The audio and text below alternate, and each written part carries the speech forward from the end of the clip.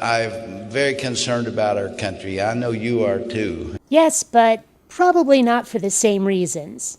Let's do this.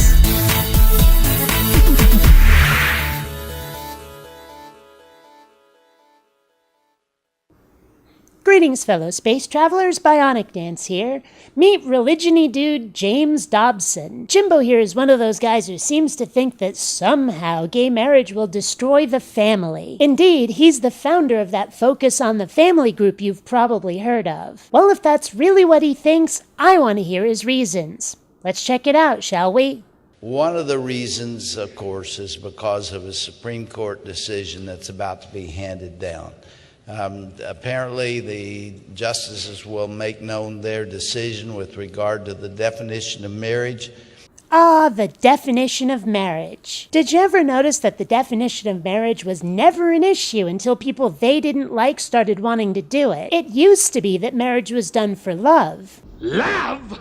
What does love have to do with marriage? Actually, marriage was often used to cement political relationships. At least many centuries ago it did. But in recent times, that's kinda changed. Now it seems that the most important thing in marriage is the sexes of the people doing it. But why should that bother you so much, since it won't be affecting you in any way? This thing about the definition of marriage, it's only a pretense, a prevarication, there to mask homophobia. Nothing else. This may be an overstatement, but I don't think so. I believe this is as important a decision by the court as Roe v. Wade was in 1973, because they both attack the family, both weaken the family, undermine it. How? How did it do that? They keep saying this, but they never say how. Will someone else doing it differently somehow make your family fall apart? Do you honestly believe that nobody will ever again have a family like yours if other configurations are allowed? And how exactly did Roe v. Wade undermine the family? Being forced to continue a pregnancy and have a kid that you don't even want, what kind of family will that make? What kind of family are you trying to defend? And more than that, or at least as much as that, Roe v. Wade split the country down the middle. It's been divided ever since. No, the country was divided before Roe v. Wade. Otherwise, Roe v. Wade wouldn't have been necessary in the first place. Do you honestly think that people didn't disagree with you before the court case? Roe v. Wade just gave us the legal right to be different than you. Maybe if you weren't such big old babies about not getting your way, the country wouldn't be divided. And this decision is going to do the same thing. It's going to divide us further.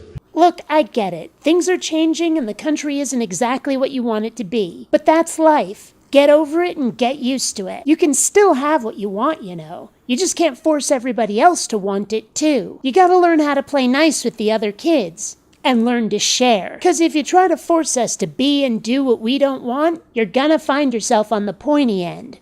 It's just how it is.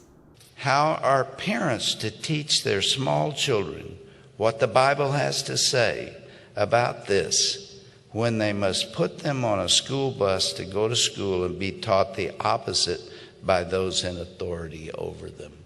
I don't know. It's your shitty kid. You figure it out. It's not everybody else's job to cater to your worldview. If I ever have kids, I want them taught facts, not opinions. And if the facts don't conform to your ideals, that's a shame. But it's also your tough luck. If it really stresses you out that much, send your brats to a private school. I'm convinced you can find one that preaches your brand of bullshit.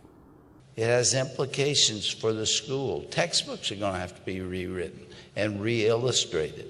What? The Earth isn't flat? We can't teach that. All the books will have to be changed. The atom isn't the smallest form of matter in the universe? But all the books will have to be re-illustrated. Gays are allowed to get married? Won't someone please think of the textbooks? Yeah, his argument is that stupid.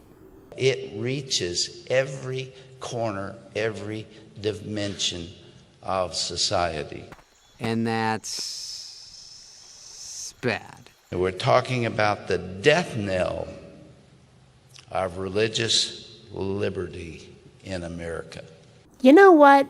The more I hear you religious dingleberries say that, the more I wish you actually would lose your religious liberty. Not forever, just long enough for you to know what that would really be like. Just long enough for you to realize that having to live side by side with people who live and believe differently, and having to compromise a little bit in the name of equality and harmony, is nothing like it.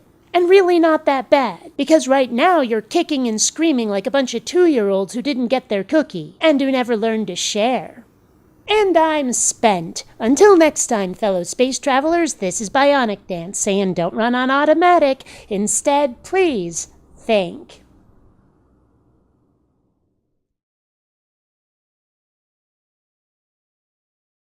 So, who wants cake? You have to rate first.